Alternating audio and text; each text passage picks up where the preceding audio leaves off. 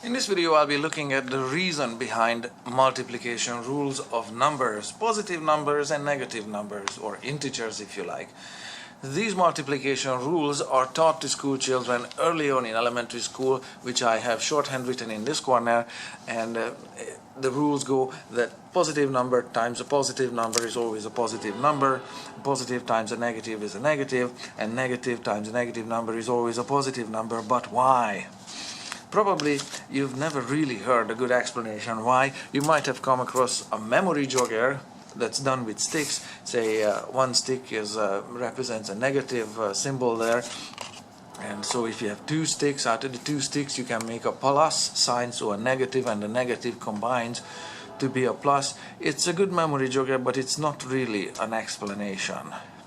And likewise a positive, so here is one set that's full or complete, and if you have a negative, you don't have another stick to cross it, so this is a full set, so your remainder is a negative, so that would be positive times negative is a negative. This is your remainder.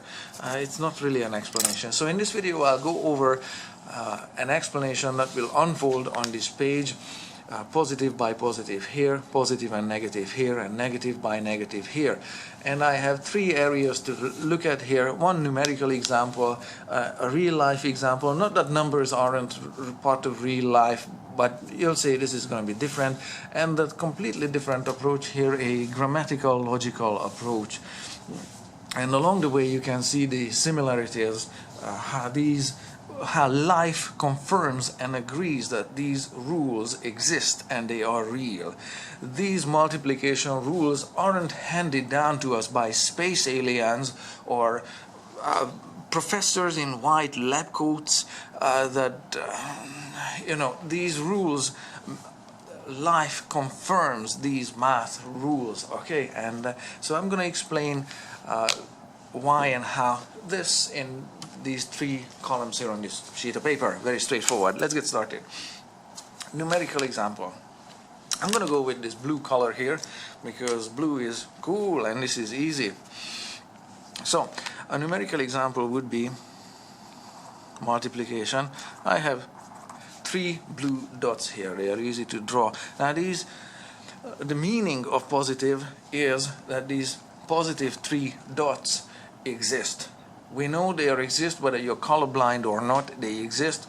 Blue ink has been soaked through the paper there. Your ability to see them or not see them is completely independent of reality, which exists outside of you, outside of your judgment, and can be independently verified. The blue ink has been soaked through the paper there, whether it's pitch dark or nighttime or...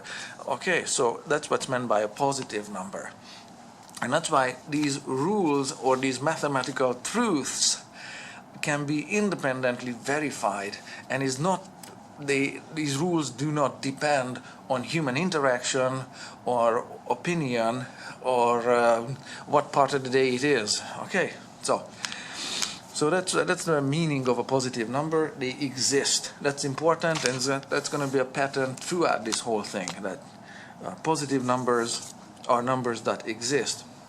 Now if this is these three dots are one set. Okay, so I just circle them to make it one set, and sets and set theory will be also unfolding here, because the meaning of multiplication is that something in sets or subsets get repeatedly added. So if I repeat or multiplied, well, multiplication is just repeated addition. So you have one set of three and another set of three, so in total you have six.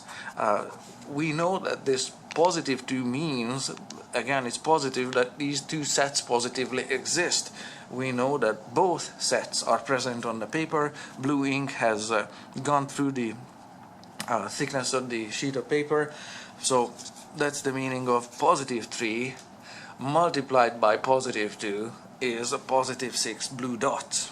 Okay, the negative numbers, I'm going to change color. I'm going to go with this green. Green is not so cool, but green is still easy, so I'm going to go with green color here. If you have negative to, say, negative $2. The meaning of I can't show you a negative number. Negative numbers don't exist. They only exist in symbolism, in a written form. I can't show you negative. If you're missing 2 teeth, I can't show you negative 2 teeth because you're missing them. If you owe $2 at the cafeteria, then I can't show you that negative $2 because you owe them to the cafeteria. Okay, the symbolism here for a negative number just means that we don't have it. We lack something, whether it's $2 or it could be 2 batteries. This remote here for the overhead projector works with 2 batteries. If the manufacturer forgets to because the battery should be not inside the battery compartment, just in case the batteries leak out, it doesn't destroy or damage the unit. So if the manufacturer does not ship these 2 batteries with the remote, then the set, this would be a set of 3 things. Here's a subset of batteries and a subset of remote control. So this set is incomplete, it's lacking 2 batteries, and if this production repeats over, say, 1,000 times, then how that's written is that it's a positive 1,000 packages that are shipped defectively or lacking the 2 batteries. And so in total, of course, you're missing negative 2,000 batteries. So again, the meaning of the negative times positive is that you have a lack of something and it's repeated over a positive number of times, and then you have a huge amount of that or a huge amount of lack of something. Okay, I hope that makes sense, that this is a multiplication and this is the meaning of multiplying a negative number. It's multiplying a negative number is not going to create anything positive, because a negative number means indebtedness or being short of something or lacking something, and if you lack more and more and more and more of it, at no point will lacking things suddenly become positive. These batteries are not going to create themselves all of a sudden just because you lack more and more and more of them. Okay, the last one with red color is negative numbers, negative number times a negative number. Okay, so if we have $2 as a negative number, how can we match it with a concept that represents negative time occurrence, that something occurs negative times? It cannot really be done, and this is where the numerical model kinda ends. It confirms this, and it confirms that a negative times negative is really cannot be well done in math, because you can't repeat something a negative times. Okay, so we'll just leave it kind of unfinished there, because this model is incomplete, and any analogy here would be inaccurate or would be yeah, we'll go with inaccurate. Okay, so let's move on to real life examples, and this is gonna unfold. Just give it a little time here. A real life example would be, how about this cup here? This cup here could contain, say, orange juice. Orange juice is a positive thing. It's a healthy it's a healthy thing, so it's a positive orange juice. You have a cup of it. If you repeat this cup 3 times or 5 times or any number of times, you're going to have 3 cups of orange juice. Eventually you're going to have a barrel of orange juice. You repeat this cup of orange juice more and more and more times, it's still going to be a positive experience or a positive cup of orange juice. You're going to have a truckload of orange juice.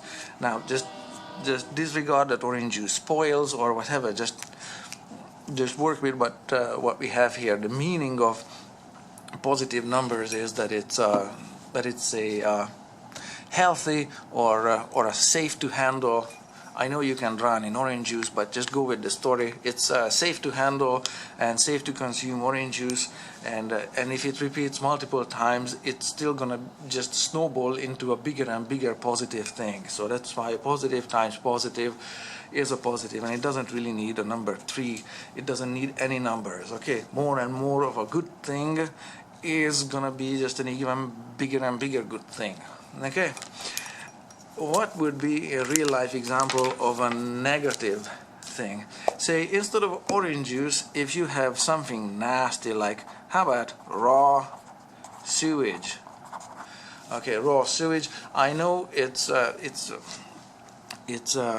could be used as a manure fertilizing the field, but we'll just look at raw sewage as a bad thing, as a negative thing, okay? Because it's unsafe to handle for humans, okay? At room temperature, at standard pressure, at sea level, or whatever, you know. So don't overcomplicate it. Raw sewage, we'll just call raw sewage a bad guy, just like we called indebtedness a negative number, or lacking anything a negative number. So likewise, we'll just call raw sewage a bad guy, and that's why that's a negative raw sewage.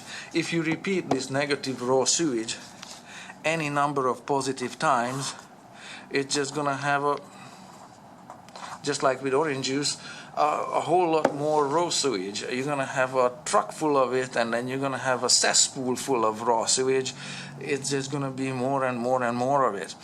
At no time will raw sewage become something beneficial or orange juice. Again, I know that we're not discussing how it could be used positively as a fertilizer, or whatever, or a manure, so just don't go there. Just stick with the story. Okay, so a repeated negative experience or a repeated negative thing, however you want to define a negative, is not going to become anything positive. It's just gonna be, that should be a negative sign there, and that should read more, so that's good. So it's just gonna be more and more of a negative thing, even bigger and bigger and bigger. So it's not gonna become orange juice anytime soon. Now the negative times negative. What we have here, for example, is, I'm just gonna spell cancer. Cancer is, you start with a bad cell, any kind of somatic cell, bodily cell anywhere in your system, and it starts multiplying. It's a multiplication that isn't a positive multiplication. We'll look at it as a bad multiplication, okay? Because multiplication, and if that one bad cell, or a set, or a small, going back to the small set, or a small subset of bad cells start multiplying, it's gonna be a tumor. It's gonna be this is what meant by a negative thing or a negative number, and this is an example of a bad multiplication. So whereas here with numbers, I can't really have an example of a bad multiplication distinguishing it from a good multiplication. Here with a cancer, we have a case where it can be argued that the cell multiplication, or even though it's in biology it's called cell division, but those cells multiply. Yes, I know it's called cell division, whatever. But you have more and more of bad cells, and you're going to end up with a tumor. There's a problem with this model. A negative times a negative doesn't become anything positive. Okay, I wanted to mention cancer as an example of a bad multiplication, a negative multiplication, but in this case, this is again an inexact parallel, just like this was gonna be an inexact parallel. A negative times negative, cancer is not really a good example, but I wanted to show you because of the example of a bad multiplication. So cancer does not become anything positive. Let's look at another thing. Also from let's look at chemistry. Say hydrogen gas. We'll just call it a bad gas. Think Hindenburg, the blimp Hindenburg, early in the 20th century. It was a it was an airship. I don't know, I can't really draw an airship. And there is a propeller at the end. Okay, I tried to make it look like a blimp. Okay, so this is not a pregnant seal here. So hydrogen gas was making this blip buoyant, or airship buoyant, and what happened is the whole thing burned down in about 30 seconds because something ignited the hydrogen gas. So we'll just treat hydrogen gas as a bad gas for now. I know you can heat homes with it in controlled circumstances, and you can have a Bunsen burner or whatever running on hydrogen gas. We'll just call hydrogen gas bad in this case. Another one is oxygen gas. We'll call oxygen gas also bad. I know you need it for breathing and living on a daily basis. However, oxygen causes oxygenation, and you take antioxidants to limit oxygenation. So yes, you need some, but it's also dangerous stuff. If you have it as a welding gas, oxygen helps combustion and aids combustion, and it can burn through solid steel, like an inch thick solid steel, easily, even thicker. So we'll just call oxygen gas in this context bad.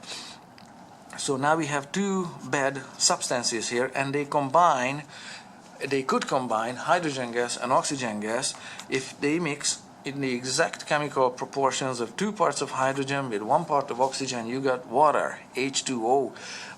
And water is a good guy, is a safe guy, safe to drink. I know you can drown in water, so don't go there. Just go with the story here. So out of two bad substances, we created a good substance. So here we have an example where a negative and a negative combined and became a positive. Now this is a good example of that, but there is no real multiplication involved in it. All right, I do want to point out that this example here is an example that's also inaccurate or inexact, because the hydrogen did not get multiplied by the oxygen, they got combined. So it's really an example of addition. Okay, why is it here? Because a negative and a negative became something positive and beneficial. So an unsafe gas and an unsafe gas became a safe liquid. Okay, so just don't stretch the parallel any further. Issue is noted that it's still an inexact parallel, but it's gonna get resolved in the third column here. And this is how the third column works. We start again with blue. In grammar and logic, we have statements that contain yes, and they confirm or affirm something. And we have sentences with no in it and variations of no, such as not, or don't, or didn't, isn't, hasn't. I don't want to spell all of them. Okay, there are variations of negation. Okay, these are negative sentences, and these are positive sentences because they confirm or affirm something. So yes, and do, or is, or has, or have, or whatever, you know, all of those forms of verbs are positive forms of verbs, and these are all negative words in grammar. Okay, so we can play a little bit with negative and positive words instead of negative and positive numbers. The one example would be positive times positive equals a positive, is that if you say a sentence such as yes, I do. Okay, I'm just gonna fix it. Yes, I do. That's a positive sentence. And say you want to marry another person. Yes, I do. But you also need to identify yourself before two people are married. So yes, I am. It's shorter to write. Yes, I am. Yes, it's me.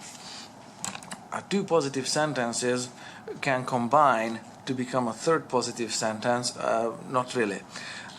They don't really multiply this way. But if you have a positive statement and this positive statement is repeatedly on multiple occasions confirmed or repeated, it's a repeated confirmation, a repeated positive truth, and in sense, they will always end up to be a positive thing.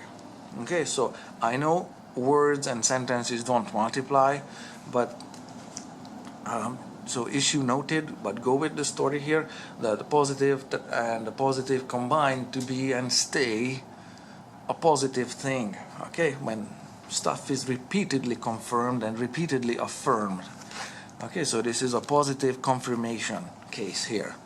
With a negative sentence in the mix, what we have is, say, a negative sentence would be, I have no money. Okay, we had $2 here lacking or owing to the cafeteria, so I have no money. That would be a negative sentence because it's got the word no in it. So when this sentence is confirmed by a positive sentence, such as yes, I know, it doesn't change the fact that you still have no money. We have the same case as in the previous cases. A negative times positive is just going to be a bigger and bigger negative. No matter how many times the lack of something is confirmed by a positive sentence or statement, the negative sentence is not going to go away. If anything, it's going to be confirmed multiple times. So I know, again, words are not really multiplied, but the common code or pattern would be this, that a negative confirmed by positive multiple times is just going to be an even bigger and more confirmed negative thing. Last one here, and this is where the solution is going to unfold to this dilemma of negative times negative. I'm just going to change color for it. Is if you have a negative sentence such as this is not a pen. This one. This is not a pen. It's a negative sentence. It's got the word no or not in it. And the next sentence is that I lied.